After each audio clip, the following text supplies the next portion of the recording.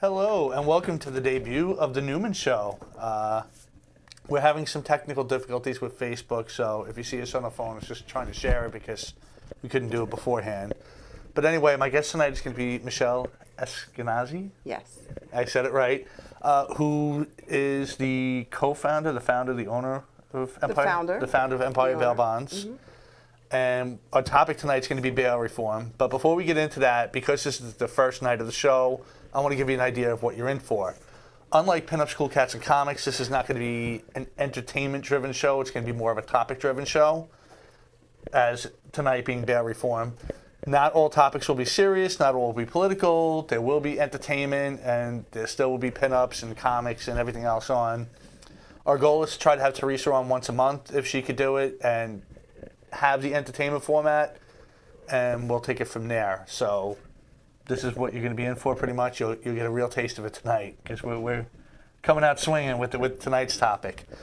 Bail reform is very important, and unfortunately most people don't know about it. Right, it's true. And we're going to tell you what it is tonight and how it's going to affect you, because believe me, it will affect you. That's true too. So just before we get into things, I want to plug some stuff. Next Wednesday, the 15th, I'm going to be doing comedy at the Greenwich Village Comedy Club, so if you can, come on down. I don't have the times and everything yet, so just check out my Facebook page and I'll post it. I'm waiting for that. And then the following week, I'm going to be at the Irish Pub. We're having another comedy night there. I want to give a shout out to the guys in the Irish Pub if they're watching. It's a dark night tonight. So where is the Irish Pub? The Irish Pub is in Baldwin on Merrick Road. Okay. It's right near the precinct, okay. The first precinct. So don't drink and drive out of there. Or she'll get you, then I'll get you. Right. Or I'll get you, then you'll get them. Likely. So, yeah, that's basically what you're in for. So before we get into the topic, I just want to give a shout out. You see I have a new logo. That's thanks to Fred Watkins. He does graphic design. His business name is Voodoo Hound Graphic Art and Design. Look him up. He helped me out a lot, spent a lot of time on the phone working out different projects with me. This is just one of many things I'm going to have. I'm going to have some video type stuff as well. So we're definitely getting there. So let's get into the sponsors. I want to start with Kayla Logistics, my cousin Frank Zambuto. Kayla Logistics, where your business is our priority. Our goal is to provide our customers with end-to-end logistics solutions worldwide. Contact Frank Zambuto regarding all of your international import and export needs. Frank also has domestic contracts with many of the largest coast-to-coast trucking companies in the USA for non-personal cargo. For Newman Show listeners, just mention the Newman Show, and Frank will take 10% off your first domestic trucking shipment in the USA. Frank Zambuto and K Logistics, where your business is our priority. And you can reach Frank direct at 347-536-3933 or email at frank@klogistics.com. Frank is very knowledgeable in his business, so definitely give him a call. He knows about the tariffs and the daily change that goes on. He's on top of everything, so definitely give him a ring and he can help you out. And also, Day 3 Botanicals. Day 3 Botanicals is offering Newman Show listeners 20% off all CBD products. Have it your way. The Day 3 6-time full-spectrum CBD formula is available completely THC-free. It's the perfect high-performance CBD product for those who are subject to drug testing at work. Day 3 also offers a 6-time and regular-strength full-spectrum CBD oils with trace amounts of THC as allowed by law in all 50 states by law under the nation's new 2018 Agricultural Farm Act. All Day 3 products come with a 30-day money-back satisfaction guarantee. Take a look at Day 3's new CBD pep formula that's available now, and they have a new massage oil that's coming soon. You can order the massage oil now to be one of the first for delivery, and I'm definitely looking forward to that. Visit day3botanicals.com, and for those who are just listening and not watching, 3 is spelled out T-H-R-E-E. And listeners, remember to use Newman20 code at checkout to receive 20% off on your order. Don't accept cheap foreign isolates. Day 3 products are full-spectrum hemp extracts that are organically grown in Colorado, non-GMO, and free from any chemical additives. Insist on Day 3 CBD for your health. And I can tell you that CBD oil, there's a lot of different ones out there. There's a lot of watered-down, crappy foreign versions of it. This is top-of-the-line, really good stuff. And if you get the 6-time one, believe me, you'll know within 10-15 minutes if it's working. And cool. That's our sponsor. So now we're going to get into the show. So bail reform, a lot of people don't know what it is. The way they're trying to sell it to people, bail reform is helping people because they're they're taking people, when they commit crimes or allegedly commit crimes, they have to spend time in jail, and that's wrong. They need to be out on the streets, apparently. And they use the excuse that, well, people can't afford bail, so just open the doors and let them out. They try to tell you it's for nonviolent criminals only. That's right. That's right. But the truth is that's not really what's happening in other states, and it's going to get really bad here. And the reason why I have Michelle on is because she's not just someone who thinks she knows about it. She does know about it. She lives it. So why don't you tell us a little bit about yourself and your background before we actually get into bail reform? Okay. Well, I started in the bail bond business about 25 years ago, and I founded a company by the name of Empire Bail Bonds. In 2007, I also founded the New York State Bail Bondsmen Association. We're a not-for-profit. I'm currently the president of the state association, and we go up to Albany. We created the association to keep the integrity and the professionalism in our industry, and to, keep ahead of any legislative changes and things like that. So since 2013, I've been going back and forth to Albany about bail reform. We've been able to hold it off since then, but as many know, in the state of New York, in November, the Democratic Party took over in Albany, and I had a feeling that there were going to be some major changes as it related to law enforcement and public safety, and I was right. Yes. Now, a lot of people think that, well, first of all, a lot of people don't even know what bail reform is, Right. but other people that do, they think it's a good thing. Right. Tell what it really is, not with the fluff that trying to make it seem. Tell what the real impact of bail reform is going to be come January. It's very multi-layered, you know what I'm saying? So anytime you hear the word reform, as a human, you automatically think that, oh, something must be wrong with it. If they're reforming it, something's got to be wrong with it. But, for example, Governor Cuomo, when he did his State of the State speech this year in January, stood up and said, New York State has the most progressive bail statute in the nation. And we actually do, because you know this as a correction officer. When somebody gets arrested in the state of New York, they see a judge within 24 hours. They're arraigned at their hospital bedside, even if they're the one that caused the accident. So we move the court essentially to a hospital bedside. So New York is a very fast state as it pertains to arraignment. And bail has always been at the judge's discretion.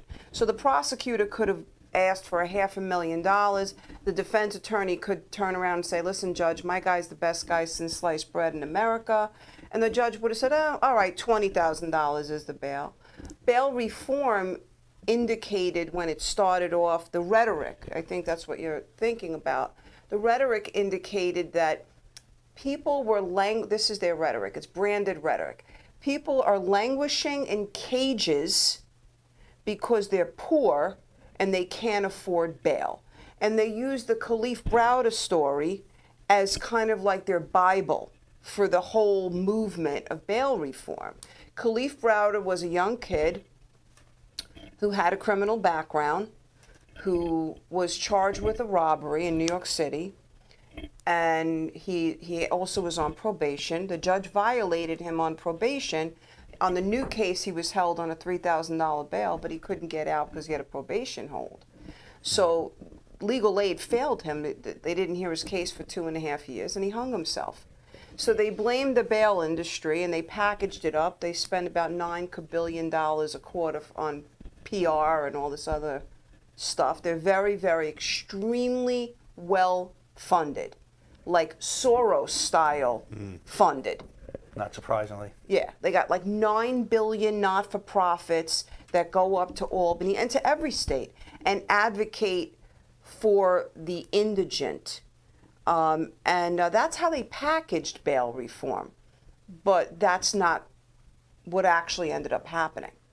That's a completely different situation, what ended up happening. Yeah, that's a one of. And I mean, I think they've been proving how bad this is going to be all in all, because first of all, what was it? The Kennedy Foundation was a nonprofit organization that were bailing people out that couldn't afford bail, and their poster child, what was the story behind that?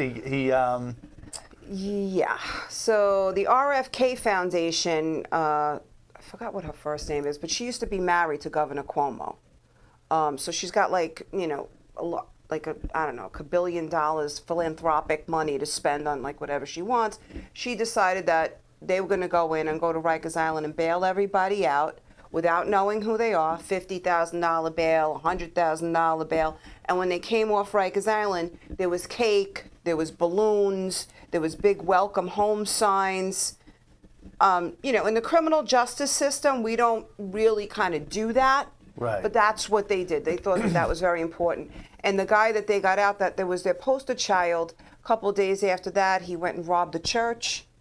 And then another one that they got out, a couple of days after that, went and raped somebody. Half of them didn't show up for court. They kind of got out of the bail business as quickly as they went in. They were like, oh, I wait a don't know if it minute. was from that foundation, but I know a guy that got out. It was some domestic charge, and then he went and he ended up killing his girlfriend or his wife or whoever it was. So these are not good people they're putting out on the streets. Right. Well, you know, the thing about bail that works so successfully and has always worked historically so successfully in New York and in all the states in the United States is that bail, who gets out on bail was decided by mom, dad, grandma, grandpa, auntie, uncle. So in our industry, we refer to that as the circle of love. So let's say, for example, little Johnny is addicted to heroin. And now he's burglarized the neighbor's house for the 3rd time in 3 months, which happens all the time on Long Island with the opioid epidemic, right? So now the parents, they say, you know what, Fungal, we're not getting him out of jail.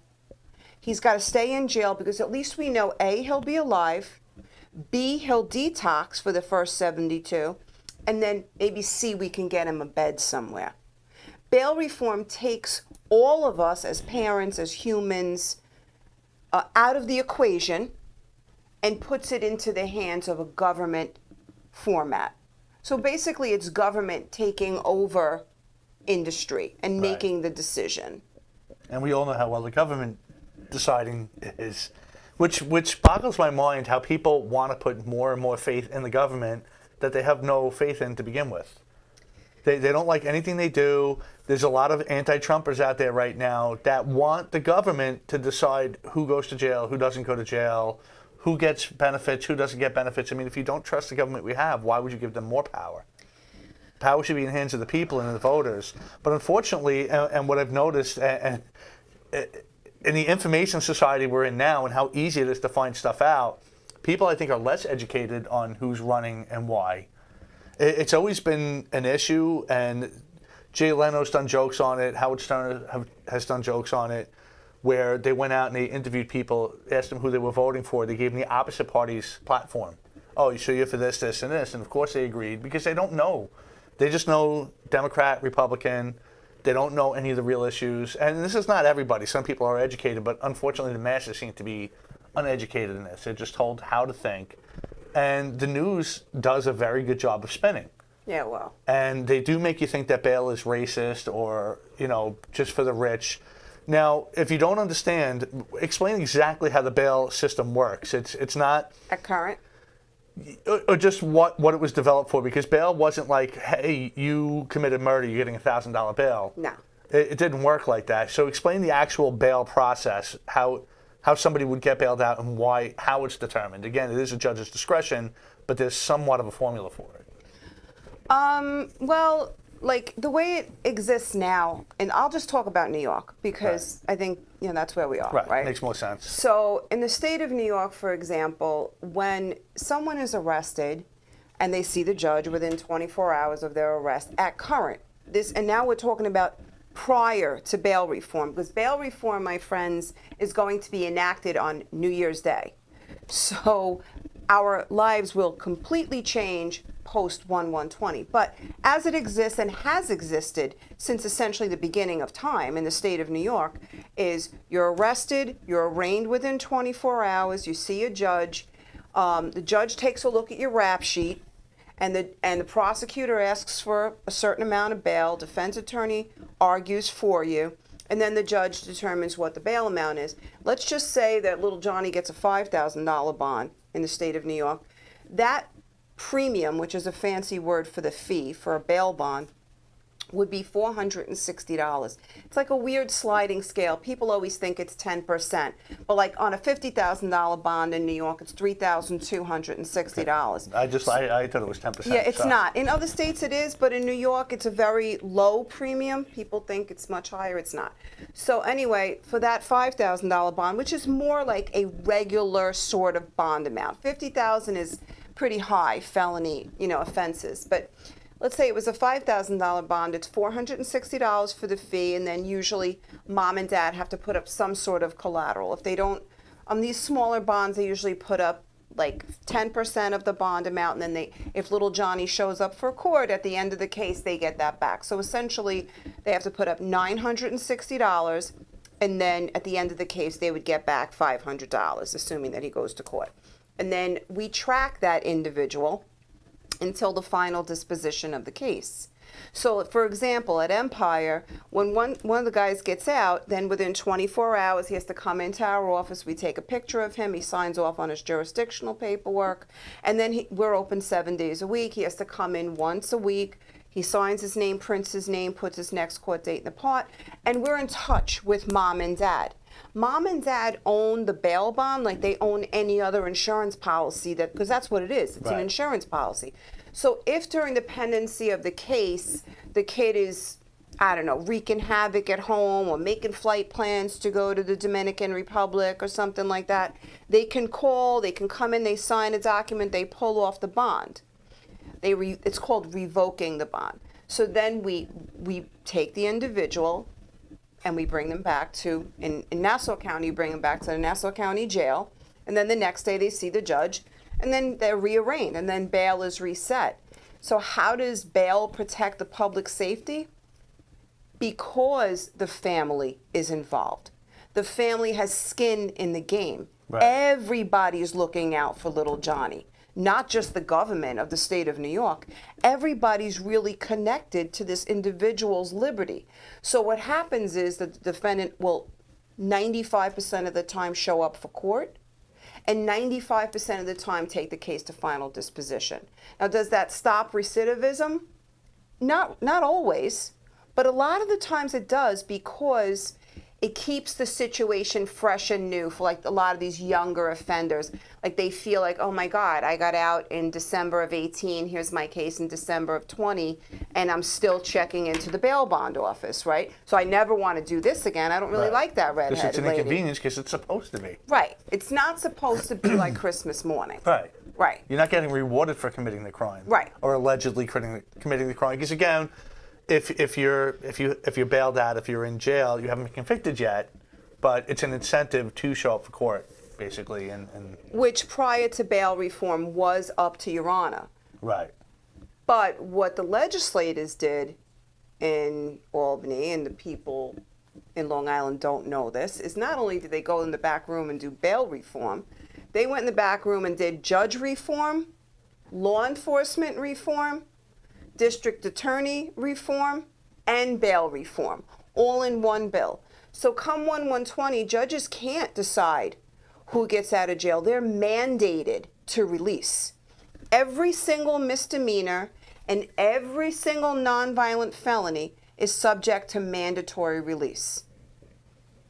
Every cop that passes a guy that just committed a misdemeanor, which is, let's say, shoplifting at Roosevelt Field, or, for example, a nonviolent felony is rape 3, okay? A misdemeanor is desecrating a cemetery. I always say when I went to Albany, like, isn't it, if you're a Democrat and you're a Republican, isn't it equally as insulting to you that your grandmother's grave was desecrated, and equally as insulting to you? Because that's not, it defies political ideology. Crime of moral turpitude defies political ideology. Right. So now the cops can no longer arrest those individuals. They took away cops' arrest powers. So no longer in the state of New York, come 1/120, will police be able to arrest anyone that commits a misdemeanor or a nonviolent felony. They will only be given a ticket. And it started, and the excuse they used was marijuana smokers. People are just smoking pot, leave them alone. Give them a ticket. It's not the worst thing. The jails are full of pot smokers. They're not, at least not out here. I mean, maybe in some areas it's strict, but unless you're a serious dealer, people aren't in jail for smoking pot. They're really not. It might be an added charge to something. Right, if you have but it on. I don't know anybody in the jail that's there specifically for having pot and smoking it. Right. So they do it for that because it's a thing. It's a controversial topic that a lot of people think it should be legalized, not only for medicinal use but for recreational use. And people do have an argument there because they compare it to alcohol, the deaths and violence caused by alcohol as opposed to marijuana. Alcohol is illegal, marijuana is not. So fine, they get people on their side that way. But again, it's not just, it's not just the pot smokers that are getting released. It's everybody. I saw in some states that somebody who had child porn on his computer was let go because it's a nonviolent crime because he just was in possession of porn. He didn't actually do anything to a child, but it's a nonviolent crime. So this guy's not getting in trouble for it. Right. What's the next step? Because again, if the whole point of the jail system and the prison system is to get people to pay for their crime, it's not just rehabilitation. Because again, if someone's sentenced to life, you're not rehabilitating them. Then you don't care about rehabilitating them. If someone's sentenced to the death penalty, it's not about rehabilitating them. So people are confused, thinking that jail's just about rehabilitating people. It's not. And again, there's a lot of people in there that don't belong there, that made a stupid mistake. You want them to learn a lesson and move on. Not get rewarded for or not even in trouble for committing these crimes. Because next time when that guy's raping an 8-year-old, now they're going to say, well, where are the cops? How come they didn't bust this guy? They had him, they let him go. No, they didn't have him because they're not allowed to have him anymore. Right. And this is what people don't realize. There was a guy in there, and I'm not speaking of anything that wasn't in the newspaper, so I'm not violating anything here. But there was a guy who was arrested for attempting to solicit sex from minors. Yeah, that's luring a child. But they said no. Because they said no, he didn't have to register as a sex offender. And he initially had $500,000 bail. That's big. You know that. If you get $500,000 bail in New York, that's a big deal. I think I know the end of this story. The guy had cancer. Yeah, oh yeah, they released the guy. So they ROR'd him, which means Judge released Murphy. on his own recognizance because it was too expensive to pay for his care. Now, he is a guy who's attempted, what was that, his third or fourth time? Yep. It was multiple times he did it, so he's dying. Now you're going to let this guy out? What's his incentive not to commit the crime again? So what does he do? Does something else again. I don't know exactly what it was, but I know they put him on house arrest. Right. Oh. And then he started trying to molest or sent pics to the home health aide that was coming to see him. And guess what? He's back in jail again. So now all these people that got attacked after the fact, the other kids he went after and that girl, wouldn't have been if they left this guy in jail. So who are they helping? I'll tell you who they're not helping, Dennis, and who absolutely was not a part of any of the conversations in Albany. Crime victims. Right. That was one of my biggest conversations with senators and assembly people, is you are not only omitting crime victims, you're creating a whole new pool of crime victims. Right. And the thing that's kind of sad is that the women here on Long Island, a lot of them are fortunate enough to be stay-at-home moms because they have 2.3 children and husbands going to work every day and they're living a little tiny slice of the American dream, hopefully, right? That's why we all came out to Long Island, was to get that tiny little slice. And they have no clue. They're walking around, they have no clue. If you take one of these issues that we're talking about here, bail reform, and you put it into a Long Island moms group, they have a heart attack. They don't want to talk, they want to pretend as if, oh, no, that's only happening in New York City. Well, I got news for all of you. That's not just happening in New York City. That is about to be the new normal. Yeah. Here in Long Island, that is about to be our new normal. So what do I say to all the people that say, Michelle, you know so much about criminal justice, you know so much about bail, blah, blah, blah, blah, blah. You know what I say? Teach your kids how to use pepper spray. Instead of putting a helmet on them when they're going skateboarding, give them pepper spray. And let them learn a martial art, like a real one, like a Krav Maga or something like that. Make sure your daughters have tasers. You know, like, I'm not even kidding. It's about to go batshit crazy. It really will. And they're touting how low crime is in New York. And we all know that's not an accurate description of what reality is. It's just because people aren't getting arrested and convicted for crimes doesn't mean they're not happening. And before bail reform, and I know you used to post it on the regular, you used to show the difference of before and after. I got in a lot of trouble The, for the that. initial bail. Yeah. And I had people attack me. If you remember, one guy commented, he goes, "Oh, how do you know that's true?" Because you're posting. Yeah, it's real. actual fact. Yeah, I got in trouble. Somebody would get arrested, and when they went to court or whatever, they would get, let's just say, a $20,000 Yeah. bail. Mm-hmm. Then the appeal, next thing you know, it's 500 or something ridiculously low. Right. And some of them were that extreme. Right. And some of the crimes were severe. Right. Possession of a weapon, attempted whatever, you know. Mm-hmm. I mean, you can speak on the crimes more specifically, Mm-hmm. but these were violent crimes that basically were just saying, hey, you got a couple $100? Go ahead. So what happens in Nassau County, for example, is when you get arrested, you get arraigned in Raymond A in district court, and then the judge sets some sort of bail. Let's say in your case it was $20,000. 3 days later, you always go to Part 9. It's a transitional part that we have. And then if you don't make bail, usually the judge in Part 9 will go, okay, you know, and we noticed, me and the Department of Corrections started noticing, wait a minute, they were, bail was set 3 days ago, and now 3 days later they didn't make bail, and now they're being released. So it started to become epidemic. Right. So I started sharing And these it. were violent crimes. And a lot of them were violent crimes. And one of the most kind of like appalling nonviolent crimes that, you know, probably Long Island people don't know about is selling drugs on school property. That's a nonviolent crime.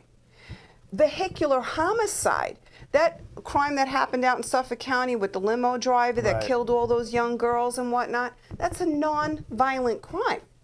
So nonviolent doesn't mean non-victim.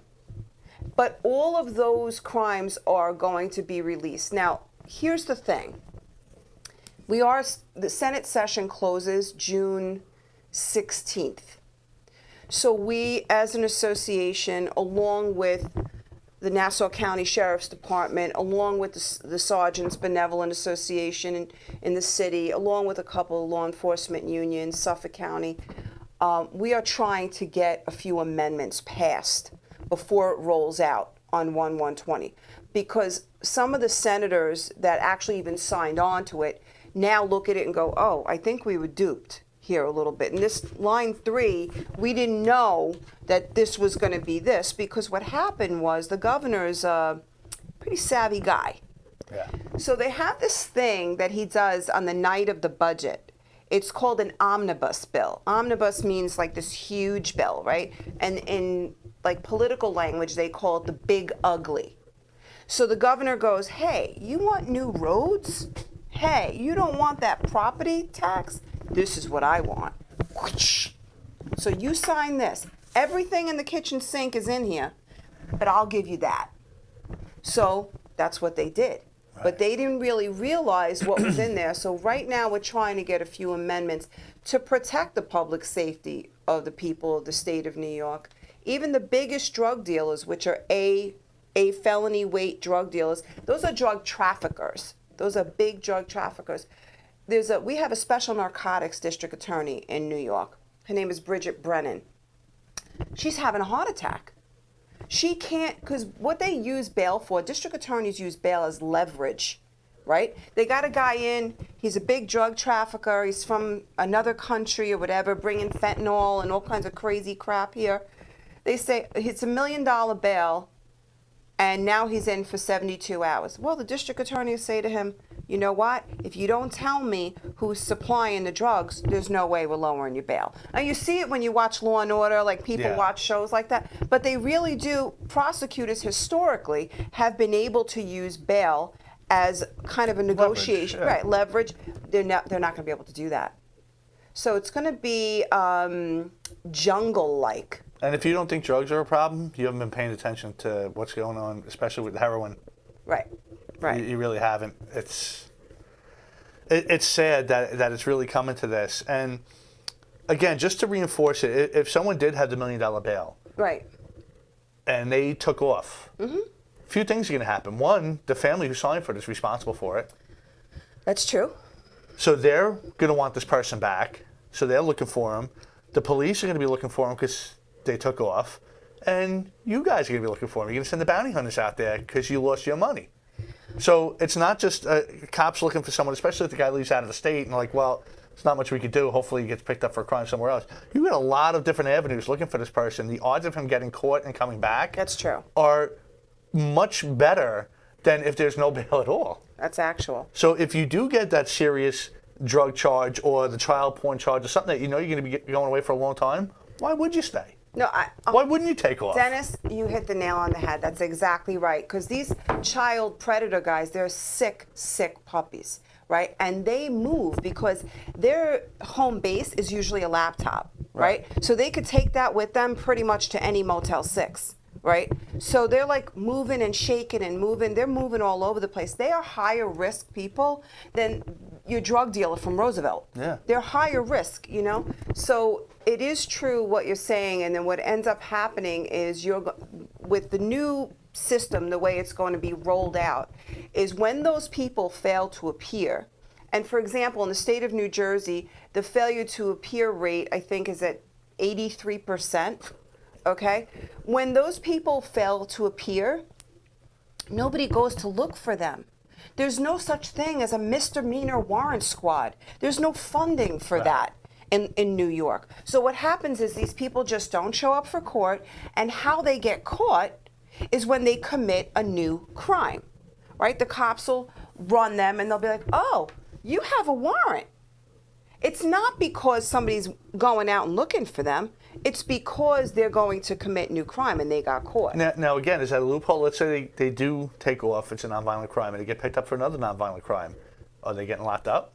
No. No, they're still going to be out, right? They're still going to be out. So it's even more incentive for them to take off. Listen, the criminal offenders, to them, this is Christmas morning. Every single day subsequent to 1/1/20 for them is going to be Christmas morning. And again, if you don't think this is going to increase crime around here, you're sadly mistaken.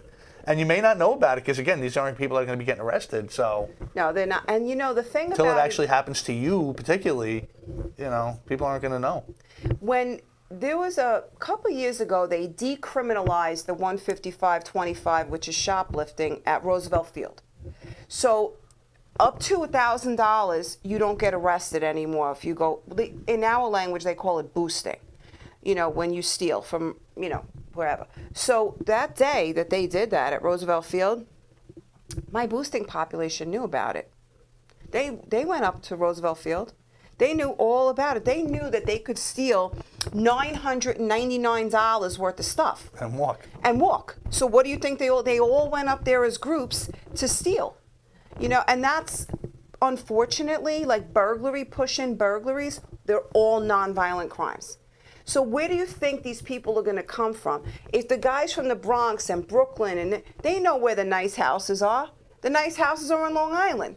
So you have to really kind of, if you can, buy like a pistol grip shotgun or something before, make sure you're ready in your house. And it really, it makes you wonder because besides letting people out, they're just, the hug-a-thug mentality is just through the roof now. And you talked about the welcome home thing with the bail. Remember what they wanted to do for the gangbangers in the city? They held pizza parties for them. It's. I mean, this is ridiculous. Now they're going to be getting free calls. They already have them. Did they start it already? They started. Okay, so it did start free calls. Now again, if you're an inmate advocate and you felt they were getting ripped off by the phone cards, that's one thing. Then do a prepaid calling card deal.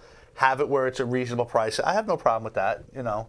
I don't think anybody really has a problem with that. But just to give them free calls, so now they can be on the phone all day. They can be calling out hits and doing whatever they want because it's hard enough to monitor them now. Now give them basically 12-hour access to a phone with no fees. They're going to be calling all day. You cannot possibly go through that many hours of phone calls. And they know that. It's unfortunate. My heart, as it pertains to law enforcement and Blue, my deepest heart is always with corrections. Because as a kid, because of what I do and coming up, to where I am now, I always started off with correction officers. Those were my people, right? So I feel like not just every brand of Blue got screwed with bail reform, But correction officers mostly, like there's just no respect for correction officers and the That's job true. that they do. And the problem is because they try to run the jail like a business. The police department, they kind of can because they issue tickets. Tickets generate revenue. There's nothing in the jail that really generates revenue.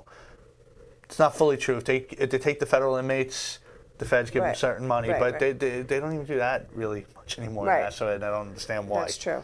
But the jail is not meant to be a business. It's meant to protect. It's meant to keep people safe. Cops do a great job of arresting the people, but if you're not gonna keep them away from the public, what's the point of arresting them?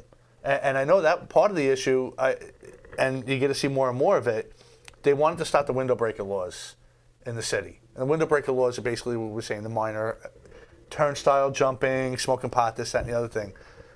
Ask a cop in the city how many people were busted with guns. They caught murderers. Oh, They caught a sure. lot of people Yeah. with these window breaker laws. Right. I mean, even if you look at like Al Capone, a lot of these guys were caught with a busted taillight or something like Right. that. It's not the crimes they commit. Well, he was actually tax evasion, but they get a lot of big people from blowing a stop sign or a stupid thing. Sure.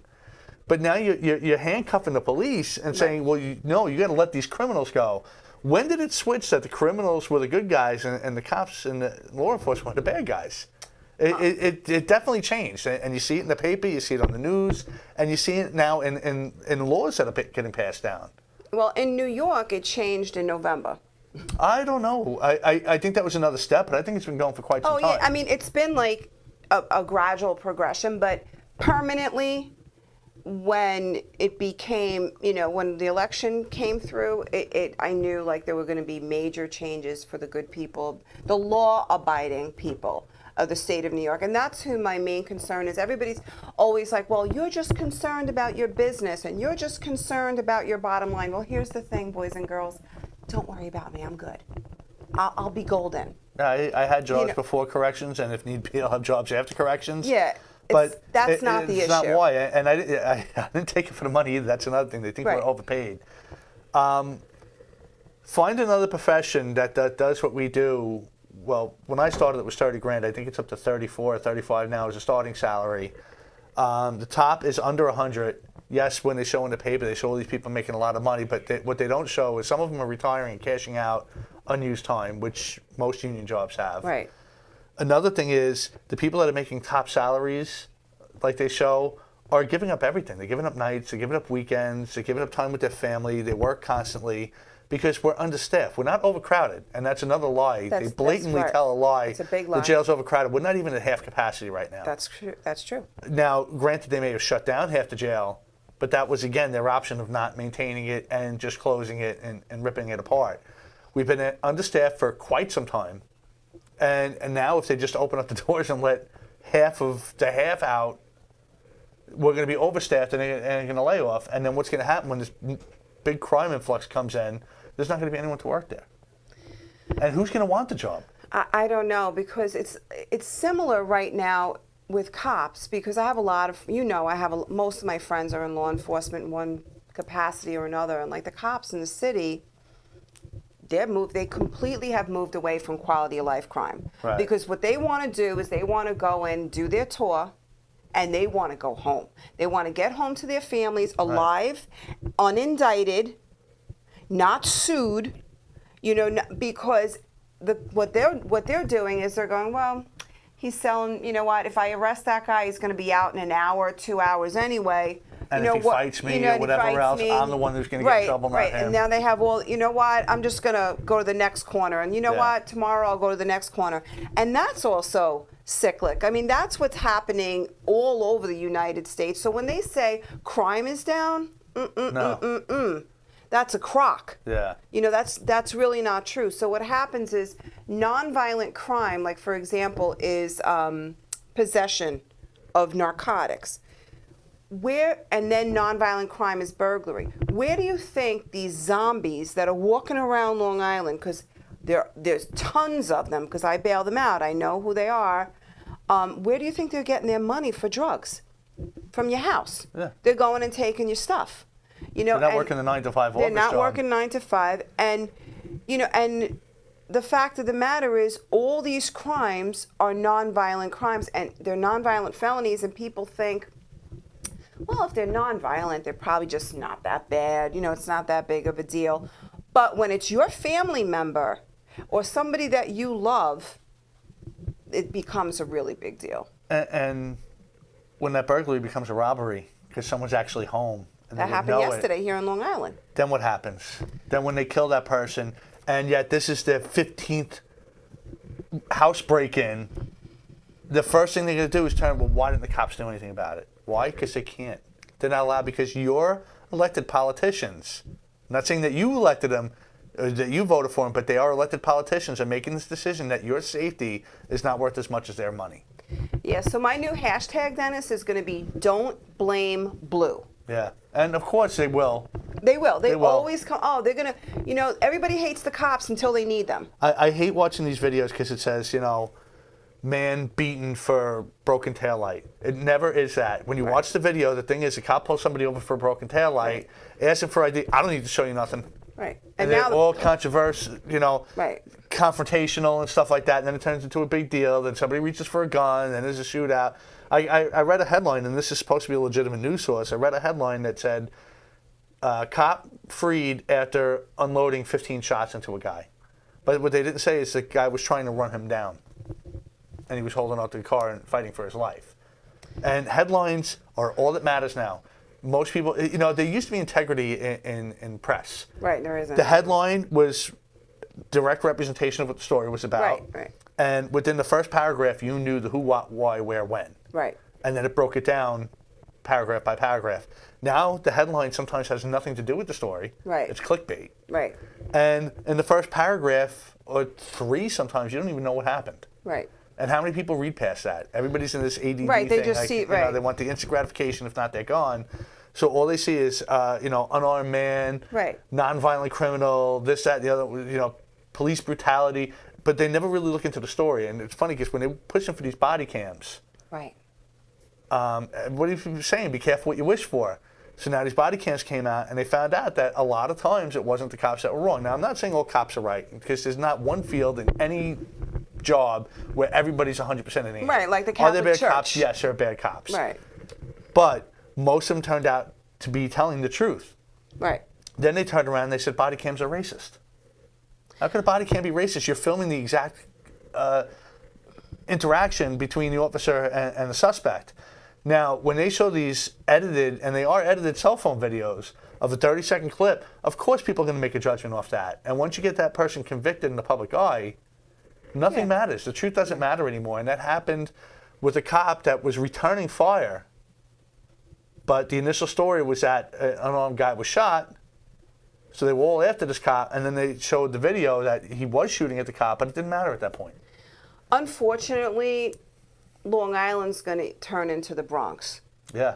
And that's exactly what's going to happen. I wish I could move tomorrow. I really do. You know, and a lot of us are stuck here. You know, that's a big problem for a lot of us. You know, when I was going up to Albany and I was talking to these senators and assemblymen, you know, one of the things that I implored them and I kind of begged them was, all right, like, here's the thing: if you're going to do this, if you're hell bent on doing this, let's make a carve out for the indigent, and let's make a carve out for recidivists.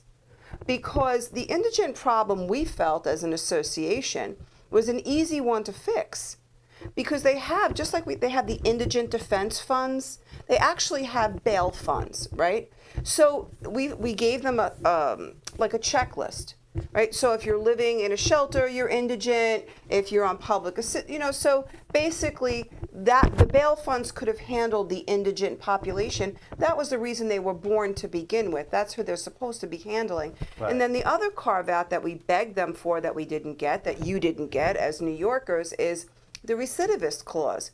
We said to them, and I said to them, I said, so you're going to give a mandatory release to the burglary guy the first time, as a first-time offender. Okay, I understand that. He's a first-time offender. But you're also going to, what you have written here, sir, says you're also going to give that to the third-time offender. And you're also going to give the same mandatory release to the 15th time offender. So where is the deterrent to not continue to be a recidivist? Because just like you get up every day and do a job, and so do I, recidivism is their job. Right. That is their job. They get up every day. Where am I going to get my drugs from? Where am I going to get my money from? Who am I going to rob today?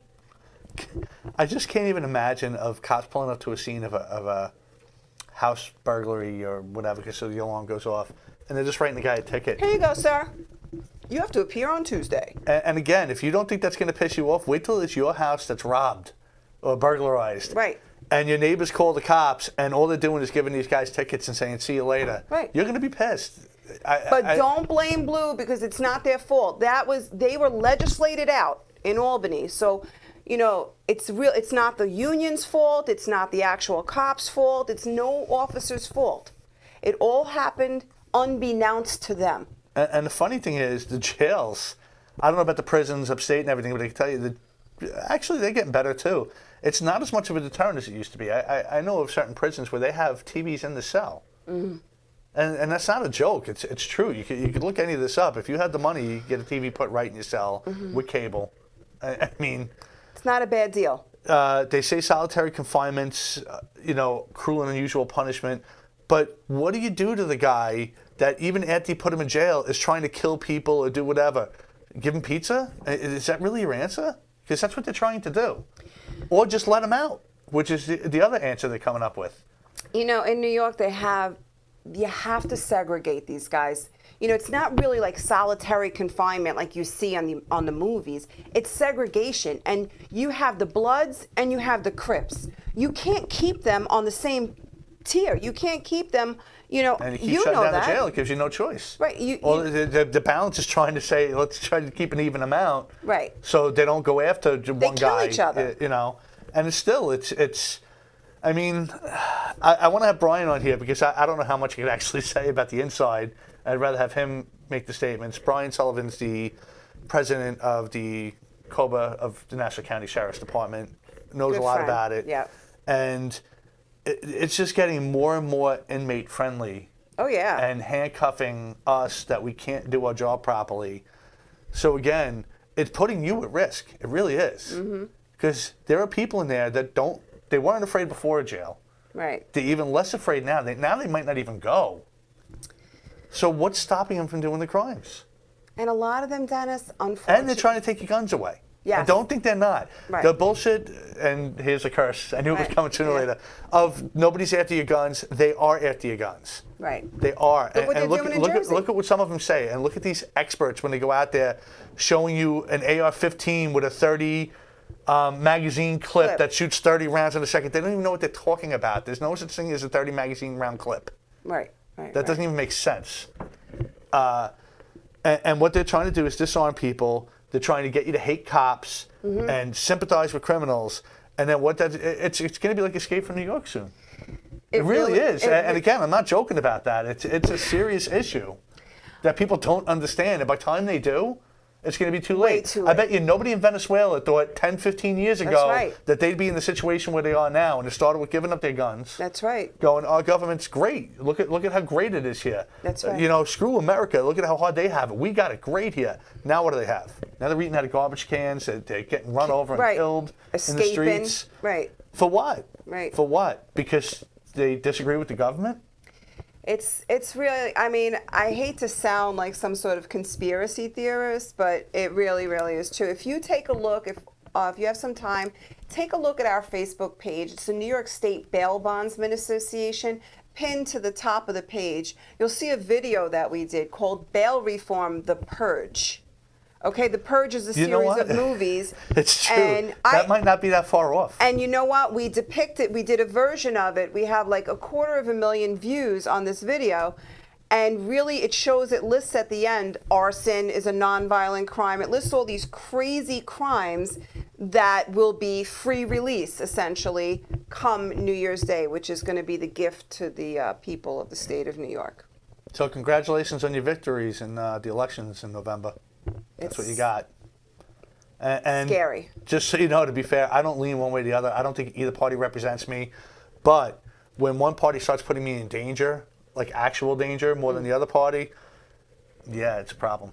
Yeah, I'm that way too. I'm especially an independent. A union person. Typically Democrats and unions went hand in hand. Right. This is the first time I saw all the unions unanimously vote against the Democratic candidate in Long Island, and she still won. Right. Yeah. So, there's a problem. There's dissension in the ranks. You see the parties are fighting with each other, and they're blaming Trump, but it has nothing to do with him because it's been going on for quite some time. It's just more open now. And you're seeing this, not just when the Republicans were butting heads and we go, oh, look at this, it's a joke.